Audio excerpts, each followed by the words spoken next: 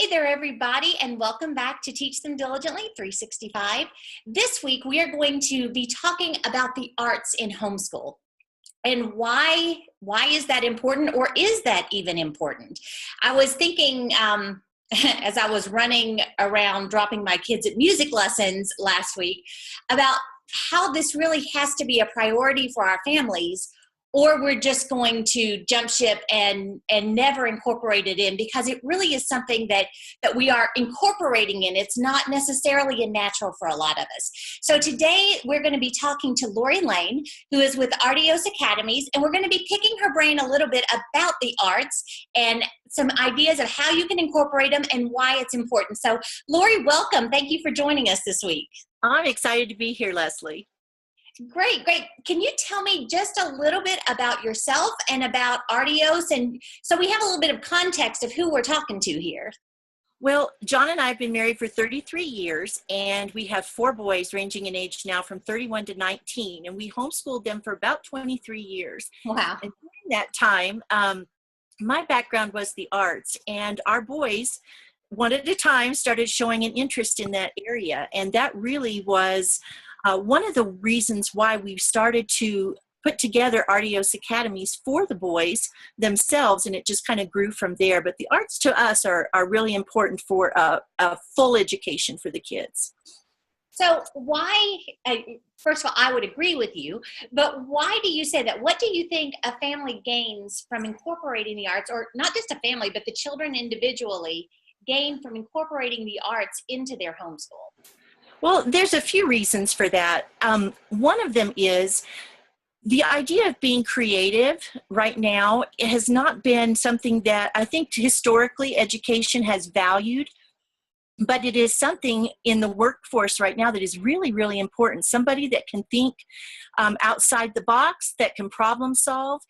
And a lot of parents will say that their kids aren't creative, but if we're created in God's image, then we know that God is the creator, and that means that we all have creativity, and it's our job as parents to find out what canvas it is that God has for them, whether that's the arts or whether it's science or math, but to find a canvas for them to express God's character to the world around them, and that includes the arts.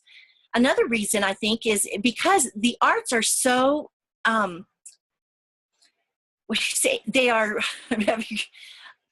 they are very impressionable on kids right now as far as their worldview. We look at the arts, and the arts are showing the worldview of the artist, the musician, the writer, the actor. It displays their worldview. And if we keep our kids from being involved in the arts, or at least being understanding where they're coming from or what worldview they're based on, then we have inhibited them to be able to develop that sense of discernment of what is showing God's truth and what is standing opposed to God's truth in the arts. And those are both really important reasons.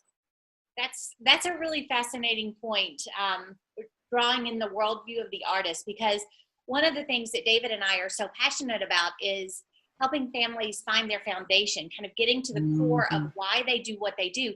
Yes. But I have to admit, I've never really thought of it specific to arts like that. I guess I've kind of looked bigger scale, but that's very interesting. And you're right. Right now we see through so many different things, agendas and worldviews and so on being propagated by the artists through their art. And as believers, it is important that we know how to give an answer to. Well, and if you look around us, I mean, no one is isolated from the arts. Everybody, they see it in ads, graphic arts. They see it when they go on tours. They see it hear it on the radio. They see it when they go to a movie. Whatever the case may be, people are being influenced by the arts, and there's no way to get away from that. So we need to equip our kids. And for John and I, we really felt like for us to fully equip our kids to go out there and be salt and light, the arts had to be part of that. Right. Well, how, when they were younger, did you do that? How did you incorporate the arts into your homeschool before the days of Artios? Well, one of the things that we did is we had the arts just as an integrated part of what we were doing with history and literature. So when we studied a particular time period in history, we studied the art, music, and theater of that time period as well, so that they were seeing the art and they were seeing history in its context. So we played music from the time period as we were reading literature from the time period, or we would read plays from that particular time period, and we would reenact them just in our own home. We would, for art, we would take picture studies, as you've heard from the Charlotte Mason method, picture studies of particular artists that were from that particular time period, and we would hang that art on the wall, just even a print off the computer, and hang it on the wall so that we were surrounded by that time period of art for a full year every time we went through it. Oh, that is fascinating. Those are great ideas. You mentioned earlier that, when your boys were younger, you did all the things that you mentioned, and then that led to Artios. Can you tell us a little bit about what Artios is? Where are they located? What was the vision behind founding them? Well, the vision behind founding them was just to meet the needs of our own kids. We had two boys at that time that one was interested in theater and one was interested in film. And we looked around the area for someone that would be teaching it both from a Christian worldview and have an excellent scope and sequence.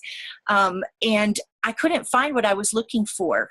I wasn't comfortable with some of the environments, and I really we began to create an environment for them and their friends where they could come together and learn a scope and sequence, not just a class here and a class there, but they actually were learning the scope and sequence of a particular area of the arts. And we took what we'd been doing at home with the historical time periods, and we translated that for even our earlier grades. So it kind of grew from there. We have 9 campuses.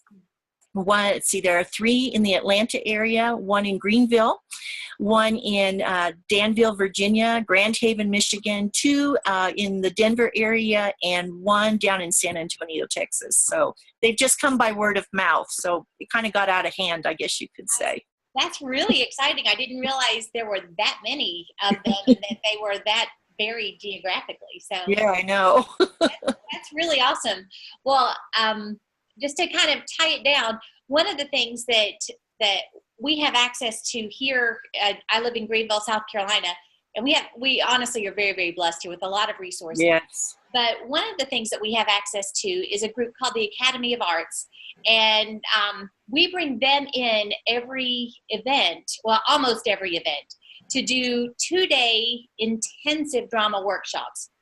So hopefully, if your family is attending one of our events, you can check that out. It's a great way to get an idea of drama and how your family relates to it, how your children engage in it and how they like it.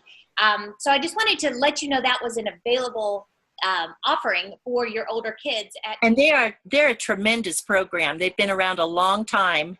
When we were living in Greenville, they were already in operation then, and they just do a tremendous job. So, well, Lori, I appreciate so much you're joining us today. And if any of you all have questions about the arts, make sure you take a look at her site. I'll link it down below. She also has a great podcast that you're going to want to listen to. So, Lori, again, I appreciate your being here today. Thank you so much for having me, Leslie. All right, and we will see you all next week. Teach Them Diligently is here to support your family's homeschool and discipleship efforts year-round. Make sure you subscribe to our channel today so you don't miss a thing.